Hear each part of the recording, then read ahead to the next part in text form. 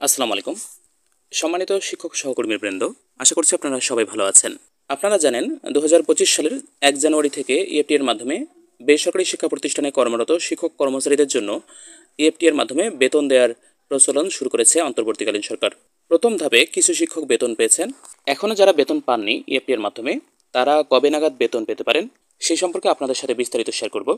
Daily ক্যাম্পাসে এই ধরনের একটি নিউজ প্রকাশিত হয়েছে ৮ জানুয়ারি ২০২৫ সালে।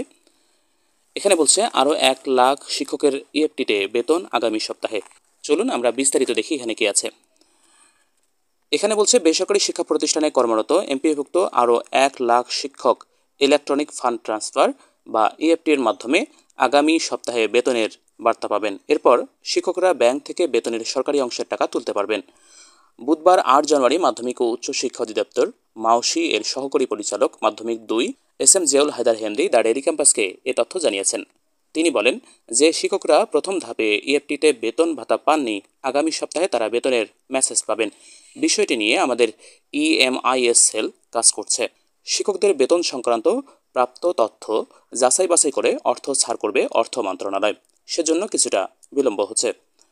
জানা গেছে সরকারি কর্মকর্তা কর্মচারীরা ইএফটির মাধ্যমে বেতন ভাতা পান। তবে বেসরকারি শিক্ষা প্রতিষ্ঠানে কর্মরত এমপিভুক্ত শিক্ষক কর্মচারীদের বেতন ভাতা সরকারি কোষাগার থেকে ছাড় হলেও তা রাষ্ট্রায়ত্ত ৮টি ব্যাংকের মাধ্যমে অ্যানালগ পদ্ধতিতে ছাড় হয়। এই অর্থ তুলতে শিক্ষকদের নানা ভোগান্তিতে পড়তে হতো। ব্যাংকগুলোর মাধ্যমে বেতন ভাতা ছাড়ের জন্য কয়েক পর্যায়ে অনুমোদন সহ সংশ্লিষ্ট কাজে অনেক ক্ষেত্রেই এমপিভুক্ত শিক্ষকদের বেতন ভাতা পেতে দেরি হয়। অনেক সময় পরের মাসের ১০ তারিখের পরও আগের মাসের বেতন ভাতা জোটে। বিগত সময়ে ঈদের পরে ঈদ, উৎসব ভাতা পাওয়ার মতো বিব্রতকর পরিস্থিতিতেও পড়তে হয়েছে বেসরকারি শিক্ষা প্রতিষ্ঠানের এমপিভুক্ত শিক্ষকদের। ফলে তারাও সরকারি কর্মকর্তা কর্মচারীদের মতো মাসের শুরুতে ইএফটির মাধ্যমে বেতন ভাতা পাওয়ার দাবি জানিয়ে আসছিলেন। এর পরিপ্রেক্ষিতে গত ৫ অক্টোবর বিশ্ব শিক্ষক দিবসে বেসরকারি শিক্ষকদের এমপিওর বেতন ভাতা দেওয়ার ঘোষণা দেয় শিক্ষা মন্ত্রণালয়। প্রাথমিকভাবে বেসরকারি এমপিভুক্ত স্কুল কলেজের ২০৯ জন শিক্ষক কর্মচারী অক্টোবর মাসের এমপিও ইএফটিতে ছাড় হয়। পরবর্তীতে ১ জানুয়ারি ১,৮৯,০০০ শিক্ষক ইএফটির মাধ্যমে বেতন ভাতার সরকারি অংশের টাকা পেয়েছেন। প্রসঙ্গত, বেসরকারি স্কুল কলেজের ৩,৮০,০০০ শিক্ষক কর্মচারীদের মধ্যে ২,৮৯,০০০ শিক্ষক কর্মচারীর তথ্য যাচাই করছে মাওসি। ২৭,০০০ শিক্ষক কর্মচারীর তথ্য পায়নি সংস্থাটি। অবশিষ্ট শিক্ষক কর্মচারীদের তথ্য পেলেও তাতে ত্রুটি থাকায় সেগুলো সংশোধন করার প্রক্রিয়া চলছে বলে জানা গেছে।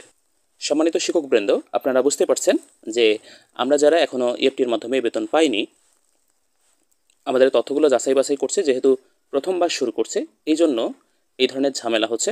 আমরা অবগত আছি যে ইএফটির মাধ্যমে বেতন দিতে গিয়ে আমাদের ১০,০০০ শিক্ষকের সার্টিফিকেট জাল পেয়েছে মাধ্যমিক ও উচ্চ শিক্ষা অধিদপ্তর। এজন্য ভালোভাবে তথ্য যাচাই বাছাই করছে। এখানে যেমনটি শোনা যাচ্ছে যে আগামী সপ্তাহের মধ্যে ইএফটির মাধ্যমে বেতন পাবেন আরও ১ লাখ শিক্ষক। তাহলে অবশিষ্ট শিক্ষকরা কবে নাগাদ বেতন পেতে পারেন এমন কোনো তথ্য এখানে দেয়নি দ্য ডেইলি ক্যাম্পাস। তবে তাহলে কবে নাগাদ পেতে পারেন সকল শিক্ষক, এ বিষয়ে স্পষ্ট করে এখনই বলা যাচ্ছে না। সম্মানিত শিক্ষকবৃন্দ, আজকের এই গুরুত্বপূর্ণ এবং ইনফরমেটিভ ভিডিওটি পর্যন্তই।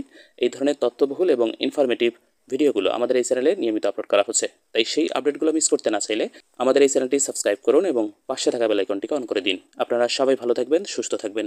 দেখা হবে পরবর্তী ভিডিওতে। আল্লাহ হাফেজ।